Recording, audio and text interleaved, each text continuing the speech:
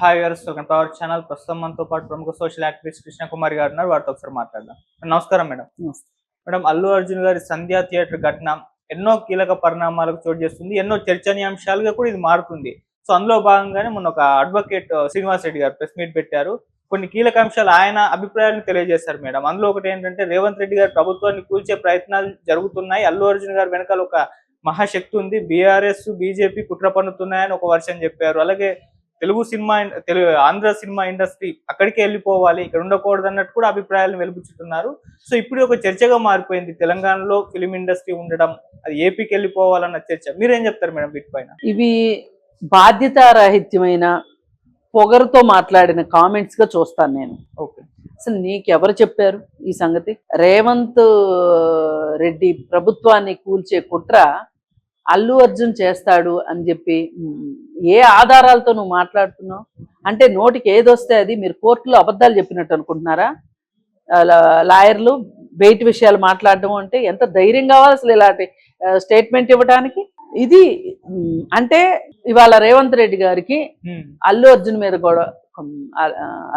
మీద కోపం ఉంది కాబట్టి, ఆయన గురించి అసెంబ్లీలో మాట్లాడాడు కాబట్టి మనం కూడా దానికి తగ్గట్లుగా దానికి సంబంధించి మాట్లాడితే రేవంత్ రెడ్డి గారి దృష్టిలో పడతాము అని అనుకుంటున్నాడా ఈ శ్రీనివాస్ రెడ్డి అనే లాయరు?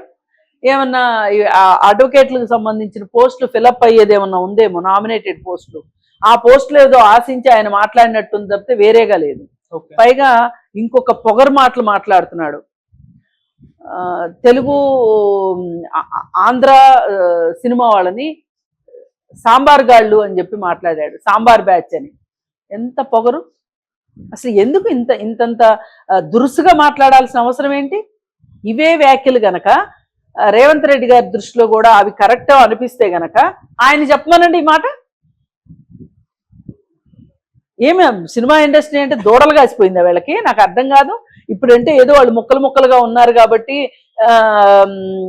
వాళ్ళని వాళ్ళు రక్షించుకోలేని పరిస్థితిలో ఉన్నారు కాబట్టి ఈ విధమైన మాటలు మాట్లాడుతున్నారా? ఎందుకు మాట్లాడుతున్నట్లు అసలు అర్థం కాకుండా. అలాగే ఫిలిం నగర్ నీ అబ్బజాగిరా, ఎన్నాళ్ళు ఆ ఫిలిం నగర్లో పడి ఏడుస్తారు? మీరు వెళ్ళిపోండి ఇక్కడి నుంచి, గవర్నమెంట్ ఇచ్చిన స్థలాలే కదా, అందరికీ ఇచ్చారు, ఒక్క అల్లు అరవింద్కే ఇచ్చారా ప్రభుత్వం నుంచి స్థలాలు? అసలు తెలుగు సినిమా పరిశ్రమకి అల్లు రామలింగయ్య గారు చేసిన సేవ తెలుగు నాటక రంగానికి నీకు తెలుసా? అసలు అల్లు అరవింద్ ఫాదర్ అల్లు రామలింగయ్య గారు అనే సంగతి నీకు తెలుసా? ఆయన ఎటువంటి వాడో, ఆయన వ్యక్తిత్వం ఏంటో తెలుసా నీకు? ఏం తెలుసని మాట్లాడుతున్నావు నువ్వు? ఆయన ఒక రకంగా నాటక రంగంలో ఒక నిఘంటువు లాంటి వాడు.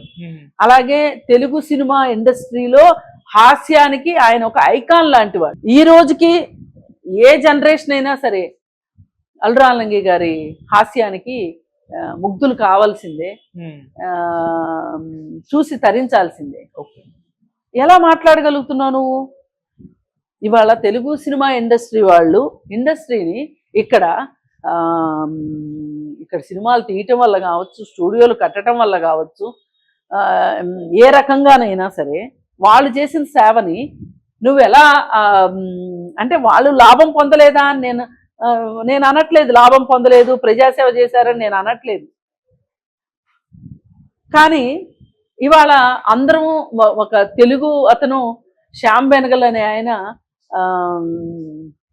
తెలంగాణలో పుట్టినప్పటికీ కూడా తెలుగు వ్యక్తిగా గుర్తించబడ్డాడు తప్పితే తెలంగాణ అని మీరు ఇప్పుడు రాష్ట్రం విడిపోయింది కాబట్టి తెలంగాణ అని మాట్లాడుతున్నారు. కానీ ఇదివరకు ఏమని గుర్తించబడేవాళ్ళు? ఆంధ్రప్రదేశ్ అనే కదా.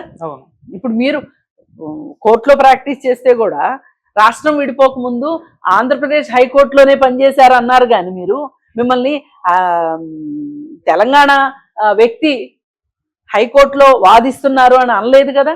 ఈ మాత్రం ఒక చిన్న సన్నని గీతలు కూడా అర్థం చేసుకోకపోతే అసలు నువ్వేం లాయర్వి, నువ్వు ఎక్కడ చదువుకున్నావులా?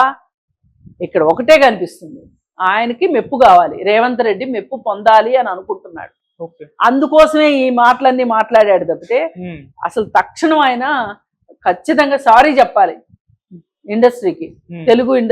తెలుగు వాళ్ళు ఎవరైతే ఆయన అనుకుంటున్నాడో, తెలుగు వాళ్ళని ఆంధ్ర వాళ్ళని ఎవరైతే అనుకుంటున్నాడో అసలు ఎందుకు ఈవేళ కొత్తగా ఆంధ్ర తెలంగాణ ఫీలింగ్ ఎందుకు తీసుకొస్తున్నావు నువ్వు? అసలు ఇలాంటివి తీసుకొచ్చే కేసీఆర్ ఫ్యామిలీ 10 ఏళ్ళు బతికేసింది. ఇప్పుడు నువ్వు ఇలాంటివి చూపించి నువ్వు పోస్ట్ కొట్టేద్దాం అనుకుంటున్నావు రేవంత్ రెడ్డి దగ్గర. అంటే రేవంత్ రెడ్డి గారిని మచ్చిక చేసుకొని ఆయనకి నచ్చే మాటలు మాట్లాడి, మప్పితమైన మాటలు మాట్లాడి, నీకు ఒక పోస్ట్ వచ్చే దానికోసం ఆంధ్ర తెలుగు ఆంధ్ర సినిమా వాళ్ళని నీ ఇష్టానికి మాట్లాడతావా? ఎంత పొగరు అసలు నీకు!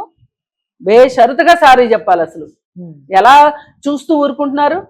ఈ వ్యాఖ్య దిల్ రాజు గారు చూసారా? ఎఫ్డిసి చైర్మన్ కదా ఆయన. నేను ఆయన్ని సూటిగా ప్రశ్నిస్తున్నా, దిల్ రాజు గారిని. ఇలాగేనా మాట్లాడేది తెలంగాణ వాళ్ళు? అందుకని అసలు ఆంధ్ర సినిమా వాళ్ళు, తెలంగాణ సినిమా వాళ్ళు అనే విభజన ఎప్పుడు వచ్చింది? 2014 నుంచి వచ్చింది. ఇప్పుడు 2014 నుంచి అట్లా ఎవరైనా ఆంధ్ర వాళ్ళు అక్కడి నుంచి ఇక్కడికి వచ్చి ఇక్కడ ఏమన్నా పెత్తనం సాగిస్తుంటే మీరేమన్నా అన్న అర్థం ఉంది. కానీ మరి అలా అనుకున్నప్పుడు శ్యామ్ బెనగల్ని మా ప్రాంతం వాడని ఎచ్చులుపోతున్నారు కదా మీరు, ఇప్పుడు చెప్పుకుంటున్నారు కదా. మరి శ్యామ్ బెనగల్ హిందీలో వెళ్ళి సినిమాలు తీసి హిందీ వాళ్ళ అవకాశాలు కొల్లగొట్టాడా? చెప్పండి. మరి మీ శ్యామ్ బెనగల్ ఇక్కడే ఉండాలిగా, మీరు చెప్పే లెక్కల ప్రకారం, మీరు చెప్పేదే కరెక్ట్ అయితే. అందుకని ఇలాంటి అడ్డం పొడుగు మాటలు, నాలుగు పొడుగు మాటలు మాట్లాడితే సహించేదానికి లేదు ఇక్కడ. ఆంధ్ర అనే మాట విడదీసినట్టుగా మాట్లాడడం అనేది రాజ్యాంగానికి వ్యతిరేకం. ఇప్పుడు తెలంగాణ వాళ్ళు బాంబేకి వెళ్తున్నారు పనుల నిమిత్తం, గుజరాత్ లో బోల్డు మంది ఉన్నారు, వెస్ట్ బెంగాల్లో బోల్డు మంది ఉన్నారు, రాజస్థాన్ లో బోల్డు మంది ఉన్నారు. ఏం వాళ్ళందరూ అక్కడ వాళ్ళు తరిమేయాలిగా మరి? అసలు దుబాయ్కి ఎంతమంది వెళ్తున్నారుగా మీ ప్రాంతం వాళ్ళు. నువ్వు అనుకునే సోకాళ్ళు తెలంగాణ అని నీకు ఇంకొకటి కూడా తెలియదేమో.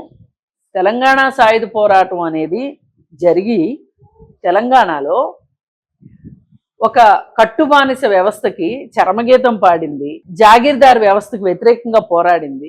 నీ బాంచన్ కాలు మొక్తా అనే మాటని మాట్లాడే అవసరం లేకోకుండా చేసింది ఎవరు? మీరు అనుకుంటున్న ఆంధ్ర ప్రాంతం నాయకులు, ఇక్కడ మీరు అనుకుంటున్నట్టు తెలంగాణ ప్రాంతం నాయకులు కలిసి ఉద్యమం చేస్తే ఎవరి కోసం చేశారు? దీనివల్ల లాభపడింది ఎవరు? మీ తెలంగాణ లాభపడింది, మీ తెలంగాణ రైతులు లాభపడ్డారు. కాబట్టి అంత చిన్న చిన్న రైతులు నీ దృష్టిలోకి రారేమో. అందుకని వాళ్ళకి ఏం మంచి జరిగితే నాకెందుకు అనుకుంటావు నువ్వు.